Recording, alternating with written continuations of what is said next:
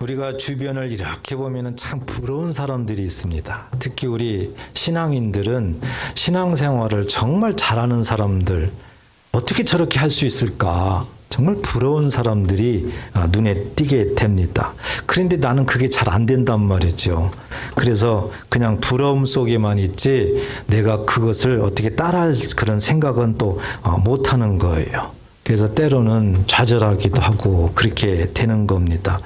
신앙생활을 오래 해도 아무 변화도 없어요. 재미도 없고 성경 읽을 마음도 안 생기고 기도할 마음도 안 생기고 이럴 때가 많이 있습니다. 단지 부러울 따름입니다. 그렇지만 하나님은 누구나 다 사랑하십니다. 믿으십니까? 그래서 누구에게든지 그렇게 부러움이 대상이 되는 그런 분들처럼 신앙생활을 잘 할 수 있도록 지금도 이 시간도 하나님께서는 우리들의 마음을 여시고 자꾸 깨닫게 하시는 것입니다. 오늘 본문에서 하나님께서 우리에게 하시고자 하는 그 모습을 발견할 수가 있는 것입니다. 꼭 우리가 부럽다 이 생각만 하지 마시고 꼭 나에게도 해답을 얻고 나도 하나님 앞에 그런 신앙생활을 하는 그런 주인공이 되시기를 축복합니다. 이제 사도행전 9장을 보게 되는데요. 사도행전 9장은 우리가 너무 잘 아는 말씀입니다. 아주 유명한 말씀입니다. 그렇지만 하나님은 살아계십니다. 하나님은 영이십니다.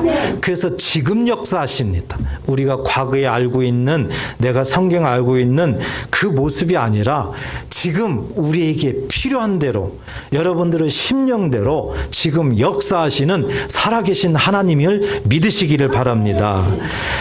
사도행전 초대교회죠.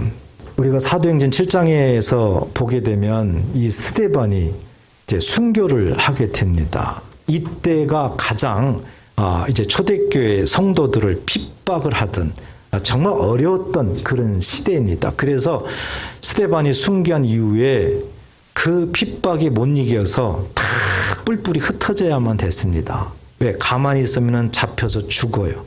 그러니까 도망을 가야 됩니다. 그래서 다 예루살렘에서 다 뿔뿔이 흩어져 갑니다. 그래서 먼 곳까지 갑니다. 다른 나라로까지 또 도망가서 거기에서 이제 살게 되는 거죠. 자, 그렇게 되다 보니까 반면에 성도가 있는 곳에 초대교회 성도가 있는 곳에는 복음이 있었어요. 예수가 있었습니다. 그래서 비록 멀리 가서 그렇게 도망가서 거기에서 삶을 살게 되더라도 거기에 있는 곳에서 복음을 전했습니다. 그러다 보니까 하나님의 말씀은 이제 퍼져나가게 되는 것이죠. 그런데 그 반면에 이런 모습을 가장 또 싫어하는 그런 사단이 내버려두질 않습니다.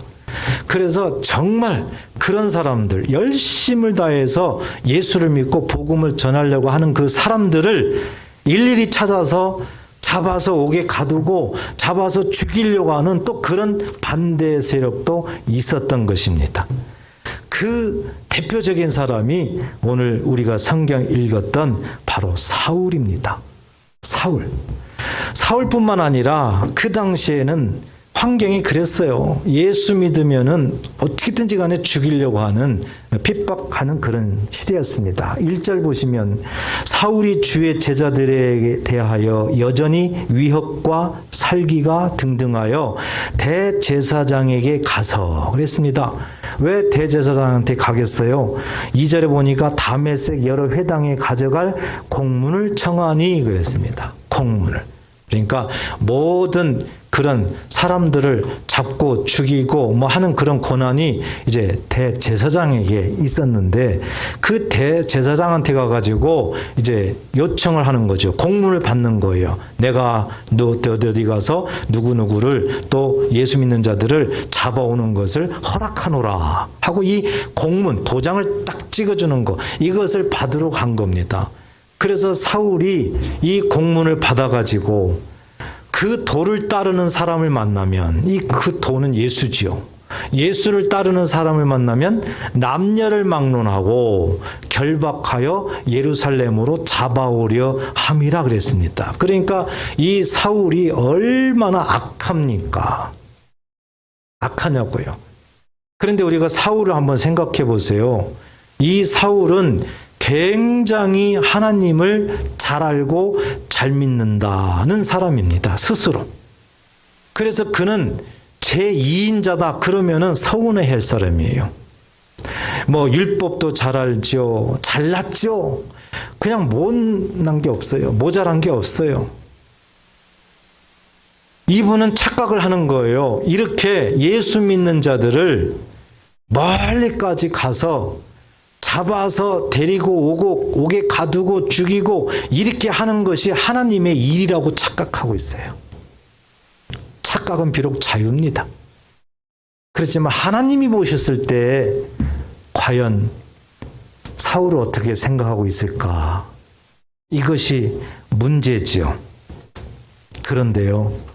이제 사울이 3절에 보면 사울이 길을 가다가 다메섹에 가까이 이르렀더니 그랬습니다. 다메섹, 예루살렘에서 다메섹에 가까이 이르렀다는 거죠. 한번 거리로 이렇게 한번 상상해 볼까요? 예루살렘에서 다메섹까지는 거리가 약 200km 됩니다. 200km. 200km 되는 곳을 예수 믿는 자를 잡아서 오게 가두려고 쫓아가는 거예요. 사울이. 얼마나 악하면은 하루 이틀 아닙니다. 최소한 5일 정도는 가야 돼요. 이런 모습으로 다메섹에 이제 가까이 갔습니다. 그러니까 사울은 얼마나 이제는 마음이 흥분됐겠어요. 야, 이 다메섹에 가가지고 내가 예수 믿는 것들을 잡아가지고 올 생각하니 막 이 속에서 얼마나 뜨겁겠어요. 여러분, 다메섹에는요, 제가 처음에 말씀드렸지만은 이 핍박으로 인해 가지고 막 흩어졌다고 그랬잖아요. 그래서 그런 분들 또 유대인들 이렇게 다메섹으로 이렇게 가서 사는데요. 유대인들이 좀 잡아 4-5만 명이 살았다는 거 아닙니까? 4-5만 명. 유대인들이 있는 곳에는 꼭 뭐가 있습니까? 회당이 있어요. 회당 모이는 곳이요.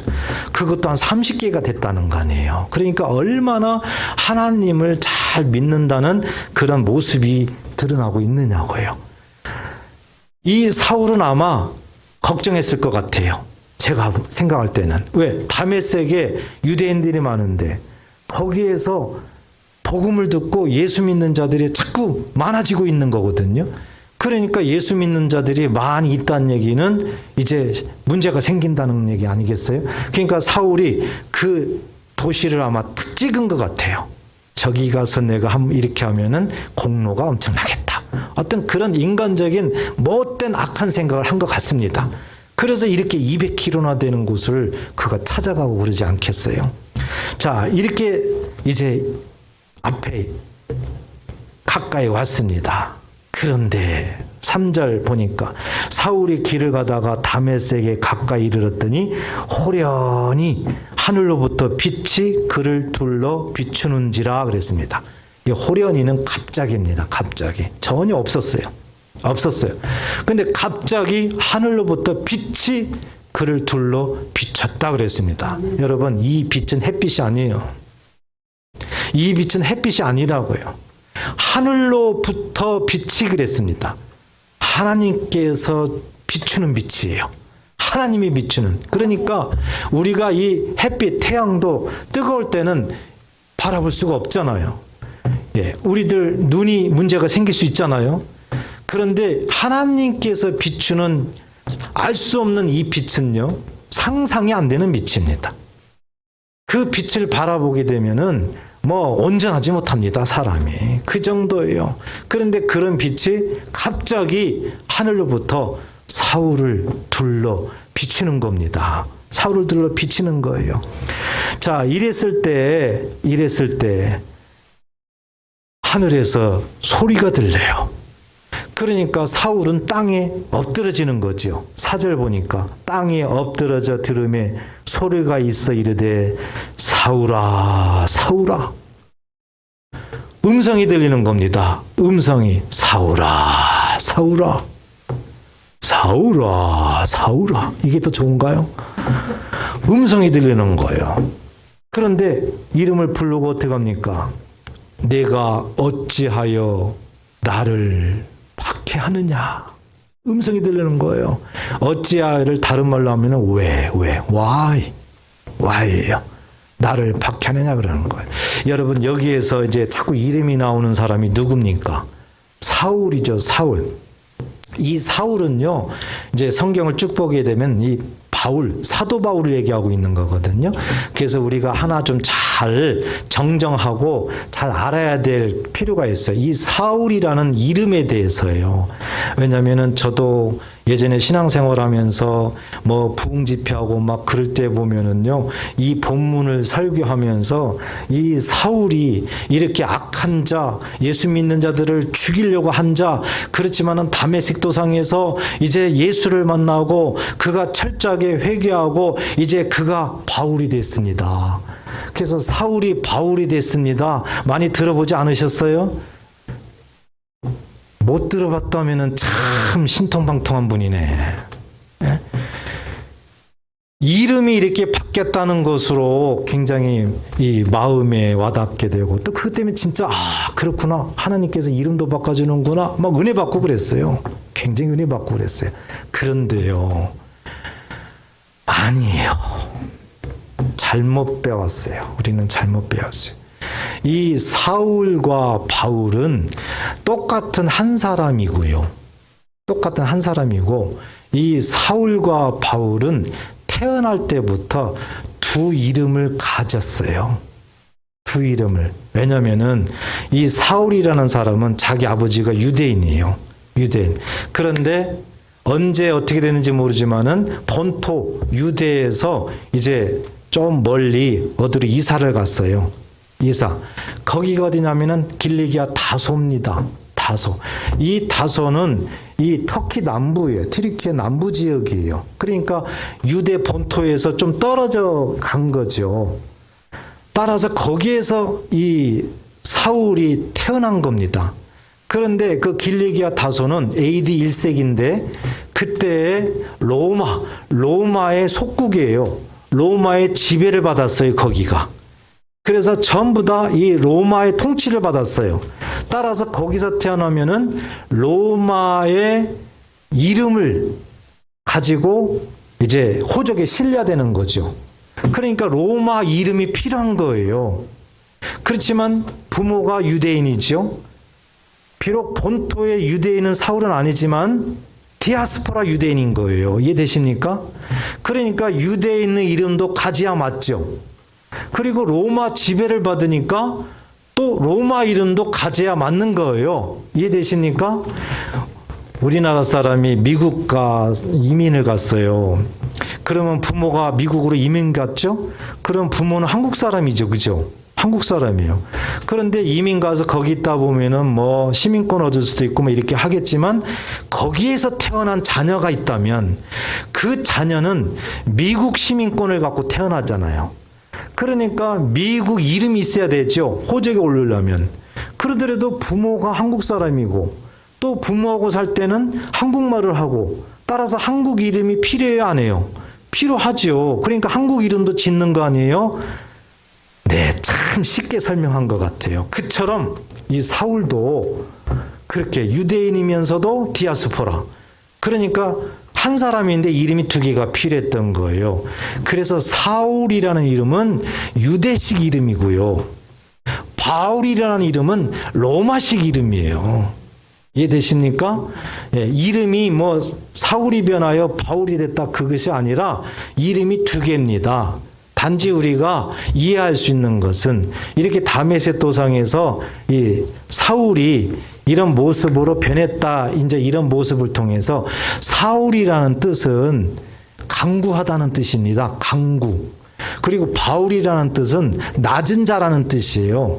예. 그래서 대부분 사울 그러면 뭐 높은 자가 낮은 자가 됐다 이렇게 말하는데 높은 자라는 뜻은 없어요. 강구하다, 묻다 그런 뜻이 사울입니다.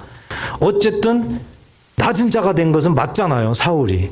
그런 의미로는 우리가 이해할 수 있지만 이름이 바뀌었다. 이렇게 혹시 잘못 알고 있으면은 이 시간에 확실하게 정리하시기 바랍니다. 자, 그래서 사울이라는 이름을 이제 제가 정리를 했습니다.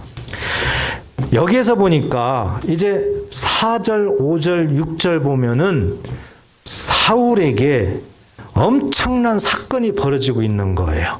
엄청난 사건이. 그래서 이 사건을 통해서 사울이 완전하게 변화가 일어나는 겁니다. 변화가. 이것을 영어로 터닝 포인트라고 하는 겁니다. 영어로 터닝 포인트라고 하는 거예요. 우리나라 말로 다시 설명하면은 중요한 변화가 일어나는 시점, 이것을 터닝 포인트다, 이렇게 우리가 설명할 수가 있습니다. 나에게 큰 영향을 미치는 결정적인 그 순간, 이것을 터닝 포인트다, 우리가 이렇게 이해를 하면 되겠습니다. 이 사울이 신앙의 터닝 포인트가 오늘 일어나고 있는 거예요. 그래서 호련하게 갑자기 하늘에서 하나님의 빛이 둘러 비치게 되고 하늘에서 음성이 들리게 되는 겁니다. 사울아, 사울아, 내가 어찌하여 나를 받게 하느냐. 이 음성을 듣게 돼요. 그러니까 사울이 그냥 땅바닥에 주저앉을 수밖에 없는 거예요. 그런데도 5절에 보면은 사울이 반응을 하지요. 대답하되 주여 누구시니까 이르시되 나는 내가 박해하는 예수라. 예수라. 아니, 사울과 예수는 만난 적이 없습니다. 원래. 그런데 어찌하여 예수님은 네가 나를 박해했다, 이렇게 말을 하고 있는 거죠. 이건 어떤 의미예요? 예수 믿는 자들을 박해하는 것이 예수님은 곧 예수님 당신을 박해하는 거라고 우리에게 말씀하는 거예요. 여러분, 예수 믿는 자를 박해한다, 그러면 예수를 박해한다는 겁니다. 예수 믿는 자들 누가 핍박하면은 예수를 핍박하는 거예요. 우리에게 하나님께서 이것을 가르쳐 주는 거예요. 예수 믿는 자들은 이렇게 하나님께서 눈동자처럼 우리를 지키시고 보호하시고, 예수 믿는 자들을 괴롭게 하면은 하나님을 괴롭게 한다고 말씀하고 있는 겁니다. 그렇기 때문에 우리는 예수 믿는다는 그 기쁨이 있어야 되는 거죠. 자, 사울이 이제 이런 모습으로 이렇게 오늘 엄청난 신앙의 터닝 포인트가 이루어지는데요. 왜요? 과거에는 얼마나 예수 믿는 자들을 박해하고 죽이려고 먼 데까지 쫓아다니고 악하고 악한 짓을 했잖아요. 그런데 이 오늘 본문에서 완전히 신앙의 터닝 포인트가 되는 거거든요. 자, 우리가 생각을 해야 됩니다. 바울의 이 신앙 포인트 언제 일어났나? 이 부분을 다시 한번 생각을 해야 됩니다. 언제 일어났습니까? 하나님을 체험했을 때 일어난 거예요. 하나님의 영광을 체험했을 때, 경험했을 때 바울에게 이 신앙의 포인트가 일어난 겁니다. 바로 그렇습니다. 이 신앙의 포인트는 언제 일어날까? 바로 체험할 때 일어난다. 체험이 되어야지 우리는 신앙의 포인트가 일어나게 되는 겁니다. 그래서 이 바울이 그렇게 악한, 하나님을 대적한 자임에도 불구하고 이렇게 체험을 하니까 완전히 변화가 일어나는 거죠. 신앙 터닝 포인트가 일어나게 되는 겁니다. 여러분, 아브라함도 한번 생각해 보세요. 아브라함도 언제 신앙의 터닝 포인트가 일어났을까? 아브라함은 굉장히 우상을 잘 섬기는 가문이에요. 갈대우르에서. 그런 아브라함이 언제 신앙의 터닝 포인트가 일어났을까? 체험했을 때입니다. 창세기 12장에 보니까 하나님의 음성을 듣습니다. 아브라함아 하고 하나님의 영광을 체험했을 때 아브라함에게도 놀라운 변화의 역사가 일어나고 있는 겁니다. 여러분, 모세도 생각해 보세요. 모세는요, 아주 귀하게 잘 성장된 사람입니다. 그렇지만 나중에 보니까 광야에서 살게 되고 이렇게 되잖아요. 그런데 그는 마지막에 하나님 앞에 부름받기 전에 뭐였어요? 직업이 목동이었잖아요. 목동. 그런 목동인 사람이 호렙산에서 양을 치고 있을 때 떨기나무 아래에서 그는 놀라운 체험을 합니다. 그 체험이 있은 이후에 모세가 신앙의 터닝 포인트가 이루어집니다. 그래서 이 체험이 이렇게 중요한 거예요. 그러면 우리가 걱정됩니다. 우리는 그런 체험 한 적도 없고 할 만한 인물도 아닌 것 같은데 그러면 어찌할꼬? 신앙의 터닝 포인트가 그러면 이거 어떻게 되나? 이런 일이 없으면 변화가 없는데. 그런데요, 우리가 이 체험을 두 가지로 나눠야 됩니다. 외적 체험, 내적 체험 이렇게 나눠야 돼요. 지금 제가 말씀드린 것은 다 외적 체험들이죠. 그렇지만 우리에게 한 가지 소망이 있는 건 내적 체험입니다. 내적 체험이라는 것은 간단히 이해를 한다면 내가 하나님 말씀을 읽는다든지 설교를 듣는다든지 뭐 찬양을 한다든지 이럴 때 나도 모르는 감동이 일어납니다. 나도 모르는 눈물이 쏟아집니다. 하나님 말씀을 들을 때 말씀을 읽을 때 그렇게 꿀보다 송이꿀보다 답니다. 이런 일이 일어난다면은 그 자체가 체험인 줄 믿으시기 바랍니다. 그게 내적 체험이에요. 기도하면서도 마찬가지고요. 우리의 여러 가지 영역에서 이런 일들이 일어났다면은 체험을 한 겁니다. 자, 그렇다면 우리에게도 체험은 얼마든지 할 수가 있는 거죠. 그래서 우리는 이 신앙의 터닝 포인트, 이것이 굉장히 중요한데 이런 일이 왜 일어나는가? 체험할 때 일어난다. 체험할 때. 그래서 꼭 하나님을 체험하는 저와 여러분 되시기를 주의 이름으로 축복합니다. 왜 이렇게 체험이 중요하다고 강조할까요? 체험이 있어야 뭐가 일어나느냐? 회개가 일어나요. 내가 어떤 건가를 체험이 되어야지 내가 회개가 되는 거예요. 내가 회심이 된다니까요. 여러분 한번 뒤를 돌아보세요. 내가 어떤 것을 체험하지 않으면은요 회개 안 됩니다. 회개 안 돼요. 체험을 해야지 회개가 되는 거예요. 오늘 사도 바울을 통해서 알 수가 있습니다. 자, 사도 바울은요 굉장히 잘난 사람이고 하나님을 잘 믿는다, 율법사다, 뭐 엄청난 스펙을 갖고 있어요. 그러니까 누구보다도 잘났다는 사람입니다. 그래서 멀리까지도 잡으러 다니는데요. 자, 그런 사람이 예수님의 음성을 들었죠. 그리고 예수님이 뭐라고 말하나 6절에 보니까 너는 일어나 시내로 들어가라.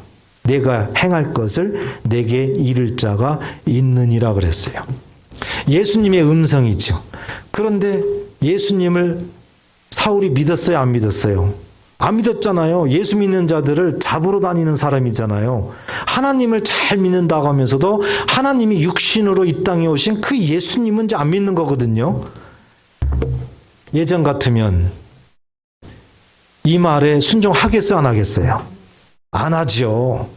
그냥 살기가 등등해가지고 오히려 더 악하게 하겠죠. 그런데 7절 보니까 같이 가던 사람은 소리만 듣고 아무도 보지 못하여 말을 못하고 서 있더라 그랬어요.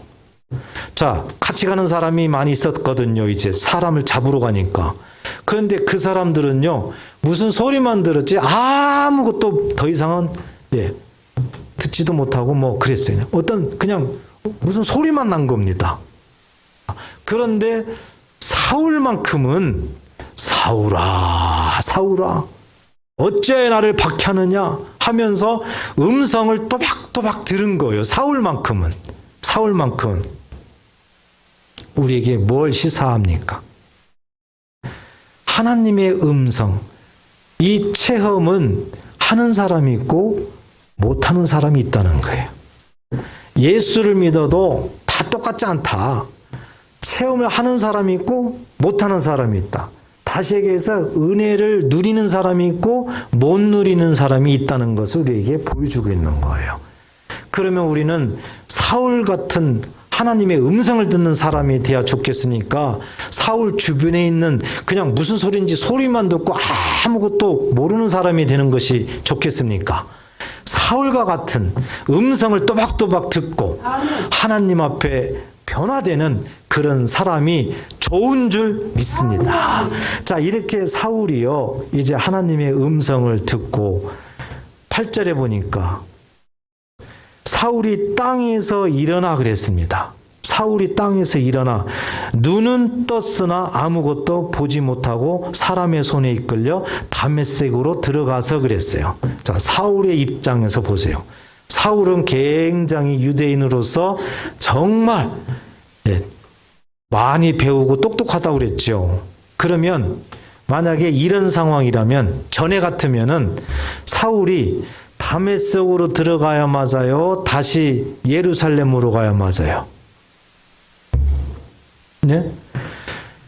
오늘 이 놀라운 체험하기 전에라면 그냥 사울이 아주 당당하잖아요. 그렇다면 사울이 다메섹으로 들어간다는 얘기는 사람의 손에 지금 끌려 들어가는 거 아니에요? 맞죠? 끌려 들어가죠? 사울이 원래는 끌려 들어갈 사람이에요? 아니란 말이에요. 그러면 사울은 예전 같으면은 다메섹으로 끌려 안 가죠. 감히 나를 누가 나를 감히 하고 예루살렘으로 가겠죠. 그런데 보니까 끌려 들어가요. 끌려 들어가요. 여러분 이 성경 말씀을 깊이 묵상하셔야 돼요. 끌려 들어가요. 끌려 들어가. 그리고 9절에 보니까 사흘 동안 보지 못하고 먹지도 마시지도 아니하니라 그랬어요. 사울의 입장에서 한번 보세요, 여러분. 내가 예전에는 아주 잘났어요. 누구보다도 더 많이 배우고 똑똑하고 가진 것도 많고 뭐 그랬어요. 누구 말 들을 것도 없어요. 내 말이 법입니다. 막 그렇게 살았던 사람이에요. 그런데 어느 날 갑자기 이상한 놀라운 체험을 해가지고요. 내 모든 것들이 완전히 허물어집니다. 그리고 그 소리에 나도 모르게 완전히 항복합니다. 무슨 의미입니까? 순종을 하고 있다는 의미겠죠, 사울이. 그렇죠? 사울이 순종을 하고 있는 의미예요. 그러니까 예수 앞에서는 그 누구도 대적자가 없습니다. 하나님을 대적할 자가 누가 있으랴? 하나님 앞에서는요, 순종밖에 없는 겁니다. 그럼 우리가 한 가지 더 생각해 봐요. 하나님께서, 예수님께서 왜 굳이 사울을 이렇게까지, 여기 보니까 3일 동안 눈을 보지 못하게 했다는 거거든요. 맹인이 됐다는 거거든요. 그런데 참 이상한 건요, 8절에 사울이 땅에서 일어나 눈은 떴으나 그랬어요. 눈은 떴는데 볼 수는 없다는 겁니다.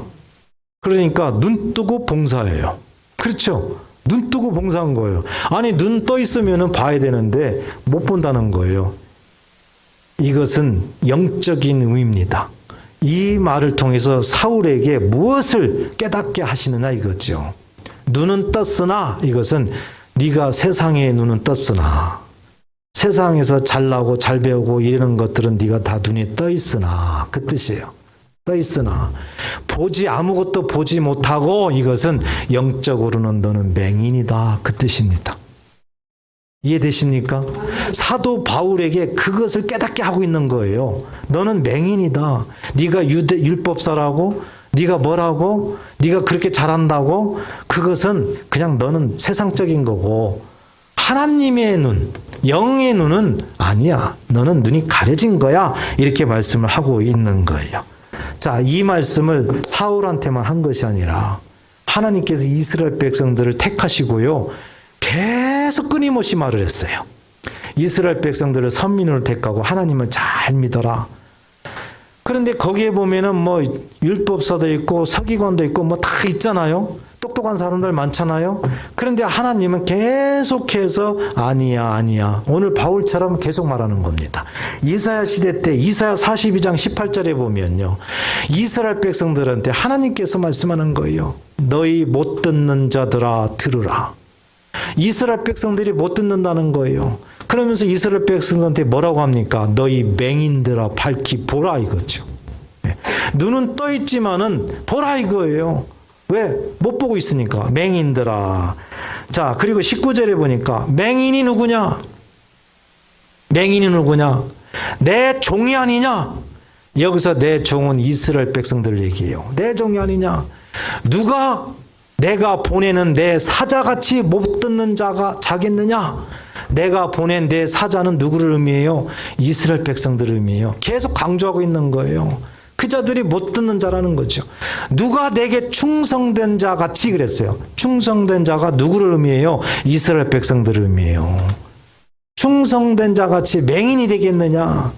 계속 이스라엘 백성들은 맹인이다, 맹인이다. 그 다음에 누가 여호와의 종같이, 또 여호와의 종으로 표현했는데 이스라엘 백성들을 의미해요. 그러니까 하나님은 이스라엘 백성들에게 내 종이다, 내 사자다, 내 충성된 자다, 여호와의 종이다. 하나님이 이렇게 사랑하시고 있는 거죠. 그런데 맹인이다. 맹인. 눈은 떠 있지만 세상 것은 잘 보지만 너희들은 영적으로 맹인이다. 이것을 계속 말씀을 하고 있는 겁니다. 이방인에게 말한 것이 아니에요. 이방인에게 말한 것이 아니에요. 이스라엘 백성들, 하나님의 백성들한테 말을 하고 있는 겁니다. 우리 예수님께서도 예수님 시대 때 유대인들에게 동일하게 말을 하고 있어요.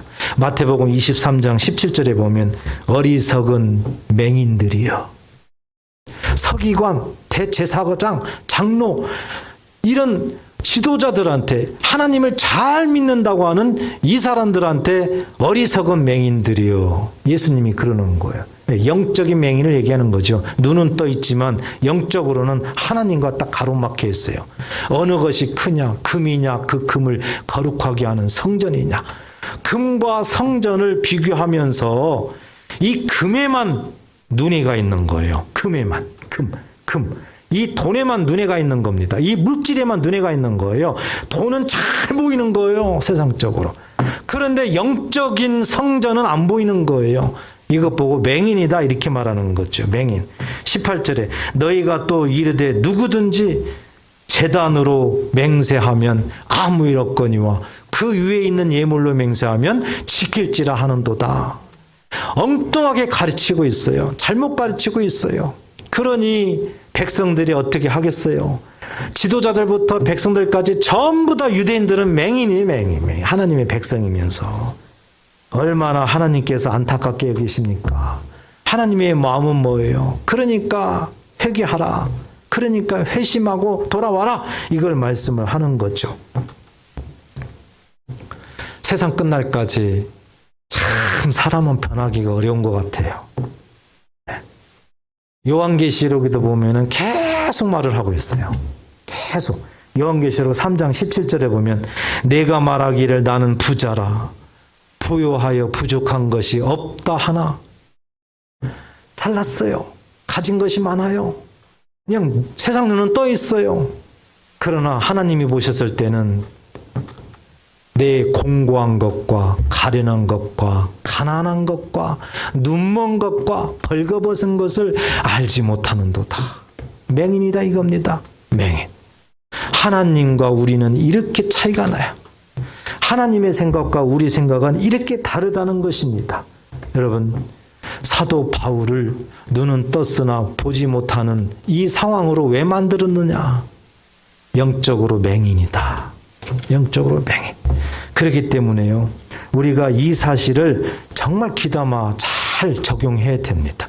우리가 신앙생활하면서요. 눈은 떴습니다. 여러분 눈 떠보세요. 눈은 떴죠? 예. 세상적인 거, 금 안 좋아하는 사람 있겠어요? 재물 안 좋아하는 사람 있겠어요? 다 좋아합니다. 금 보면 눈을 팍쩍 뜰 거야 아마. 그런데 하나님은 맹인이다. 맹인. 영적인 맹인이라는 거예요. 그래서 우리는 오늘 이 시간에 정말 스스로 뒤돌아봐야 됩니다. 나는 혹시 영적 맹인이 아닌가? 나는 영적으로 정말 건강한가? 나는 영적으로 정말 오늘 모습에 걸림돌이 되지 않는가? 이런 것들을 정말 한번 스스로 생각을 해봐야 됩니다. 여러분, 정말 영적으로요, 이 깨달음이 없으면은요, 진정한 회개는 안 나옵니다. 또 회개가 중요한데요. 영적으로 각성이 돼야만. 사도 바울 보세요. 이 자가 얼마나 잘났습니다. 그렇지만은 그가 하나님께서 눈은 떠 있는데 보이지 않게 만들어요. 그런데 오늘 보니까 9절에 보니까 사흘 동안 그랬죠. 사흘 동안 보지 못하고 먹지도 마시지도 아니하리라 그랬어요. 왜? 사울이 사흘 동안 맹인된 것은 어쩔 수 없잖아요. 근데 먹고 마실 수는 있잖아요. 그렇죠? 의도적으로. 근데 먹지도 않고 마시지도 않았대요. 어떤 의미예요? 영적 각성이 일어났다는 얘기입니다. 사울에게요. 그러면 하나님께서 왜 해필 사흘을 동안 그랬냐 이겁니다. 바로 사울에게 하나님의 말씀을 비춰주는 거예요. 무슨 말씀이에요? 예수님의 십자가. 예수님의 십자가 죽음. 그리고 사흘 만에 부활했다는 이 하나님의 말씀을 사울에게 비춰주면서 사울의 영적 깨달음을 주시는 거예요. 이 영적 깨달음이 있으니까 사울이 완전하게 회심을 하는 겁니다. 진정한 회심이 일어나게 돼요. 여러분, 내가 영적으로 맹인에서 탈피될 때 영적으로 깨달아져야 중심으로 회개가 일어납니다. 영적으로 깨닫지 못하면은요, 절대 회개가 중심으로 안 됩니다. 그냥 입으로만 돼요, 입으로만. 영적 깨달음이 있어야 되는 거예요. 이 영적 깨달음이 있어야지 완전히 신앙의 터닝 포인트가 완성되는 겁니다. 이것이 안 되면은 절대 우리 사람은 될 수가 없어요. 이 사망의 세계에서 살기 때문에 우리는 절대 될 수가 없습니다, 여러분.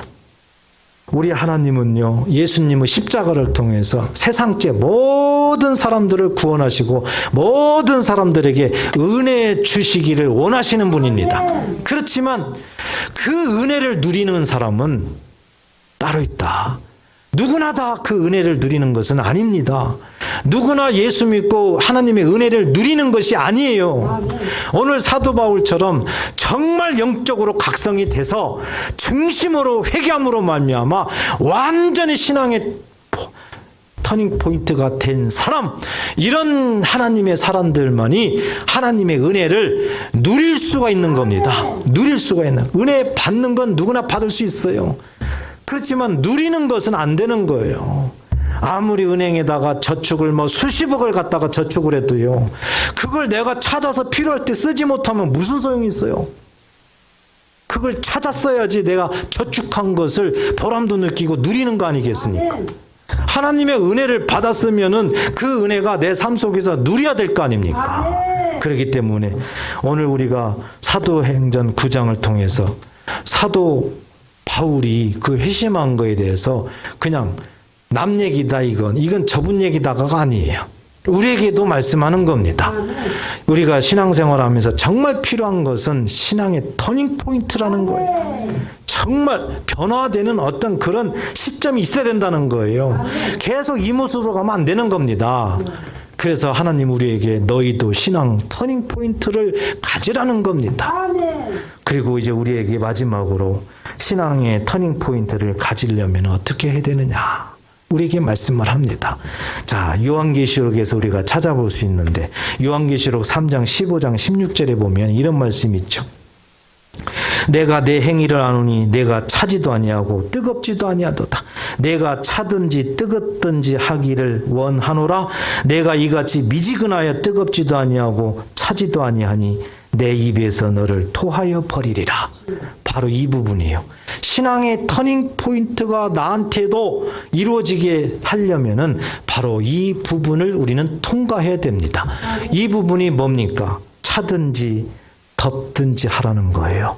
차든지 덥든지. 사도 바울 보세요. 얼마나 뜨겁습니까? 그가 처음에는 예수를 믿는 자들을 잡아서 감옥에 가두고 죽이려고 얼마나 혈안이 되어 있어요. 이것이 얼마나 뜨거워요.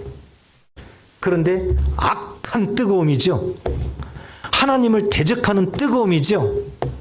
그렇지만 하나님은 그런 악한 뜨거움을 완전히 하나님의 사도가 되게 만들어가지고 완전히 전도자로서의 그 못지않는 뜨거움으로 변화시켜 주신 분인 줄 믿으시기 바랍니다. 뜨거움이 있어야 되는 거예요. 뜨거움. 하나님 나라는 영의 세계는 둘 중 하나예요. 차든지 덥든지. 여러분, 둘 중 하나입니다. 우리는요, 우리의 소망은 뭐예요? 가운데가 있으면 좋겠다. 그레이존, 중간지대가 있으면 좋겠다 이거죠. 그래서 왜요? 양다리 걸치야 되니까. 우리는 양다리 걸치기를 너무 좋아하잖아요. 이럴 때는 이쪽으로, 이럴 때는 이쪽으로. 그렇죠. 근데 하나님 말씀은 분명히 영의 세계는 중간지대 없어요. 그래서 뭐라고 말씀했어요? 미지근하면 어떻게 한다고 그랬어요? 토해낸다. 그러니까 하나님 나라에서는 쫓아내버린다는, 하나님이 외면해버린다는 거예요. 그냥 방치해놓는다는 겁니다.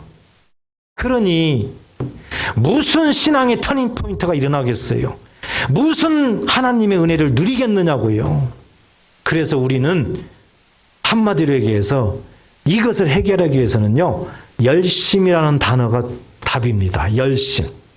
그래서 열심을 내야 돼요. 열심을. 사도 바울처럼요, 악한 열심을 하든지 아니면은 예수님을 위해서 하나님 나라를 위해서 열심을 하든지 둘 중 하나를 해야, 악한 열심을 하면은 하나님이 그냥 내버려 두지 않고 완전히 쳐가지고 완전히 새 사람 만들든지, 예수를 위한 열심을 하면은 하나님께서 막 폭포수처럼 더 경험하게 하고 은혜를 주든지 둘 중 하나예요. 그런데 미지근하면은 이것도 아니고 저것도 아니면은요, 뭐라고 그랬어요? 쫓아낸다고 그랬잖아요. 쫓아낸다고 했어요. 이사야 43장 8절에도 보면은요, 말씀을 듣지 않고, 귀가 있어도 듣지 않고 보지도 않는 자는 쫓아라 말씀했습니다. 우리가 신앙생활할 때 미지근한 것을 좋아하는 분들이 많은데요, 저주받을 일입니다. 은혜 못 받아요. 또요, 주변 사람들 보면은요, 뭐 이렇게 열심히 신앙생활을 해, 좀 적당히 해, 왜 이렇게 미쳐서 그래, 제자자 예수 미쳤네. 그러니까는 그런가? 그러면 좀 적당히 해야지 해가지고 이제 양다리 걸치는 모드로 돌아갑니다. 완전히 저주의 말을 하고 있는 거예요. 하나님은요, 은혜를 주고 누리기를 주의 백성들한테 원하고 있습니다. 그렇게 하기 위해서는요, 열심. 그래서 성경을 보면 예수님도 하나님을 사랑할 때 어떻게 하라고 했어요? 마음과 뜻과 정성을 다하여 그랬잖아요. 열심히 하라 그거예요. 그래서 우리는 열심히 할 때 하나님의 은혜를 우리들의 삶 속에서 누리는 줄 믿으시기 바랍니다. 우리 하나님은요, 이론 속에 갇혀있는 하나님이 아닙니다. 우리 하나님은 학문 속에 갇혀있는 하나님이 아니에요. 우리 하나님은 살아계셔서 지금도 저와 여러분들과 동행하면서 지키시고 보호하시고 역사하시는 살아있는 하나님인 줄 믿으시기 바랍니다. 그렇기 때문에 우리가 열심을 해야 됩니다. 열심. 예배도 열심히 드려야 돼요. 기도도 열심히 해야 되고요. 뭐든지 열심히 할 때 우리에게 미지근한 모든 것들이 사라지고 신앙 포인트, 터닝 포인트가 일어나서 놀랍게 변화가 돼서요, 문제도 해결되고요, 치료가 되고요, 다 되는 겁니다. 다 되는 거예요. 이렇게 하나님의 말씀이 정확하게 선포되는데도요, 미지근하게 있으면 그러면 어찌하란 말입니까? 그러면 이제 어찌하란 말이에요? 하나님이 길을 가르쳐 줬어요.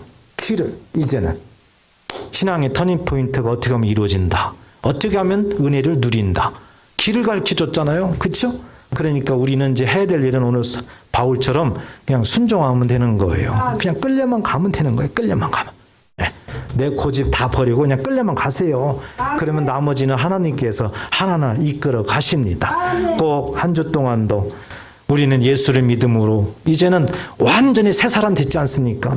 이제 우리는 새 생명을 얻었어요. 그렇기 때문에 늘 이제 주님만을 따라가면서 끌려가면서 날마다 우리들 삶에 신앙의 터닝 포인트가 필요하다는 절박함을 가지고 우리에게 주시는 하나님의 그 영적 대각성, 이것이 있어야 진정한 회개가 일어난다는 숙제를 가지고 한 주 동안 말씀대로 이루어지는 저와 여러분 되시기를 주의 이름으로 축복합니다. 기도하겠습니다.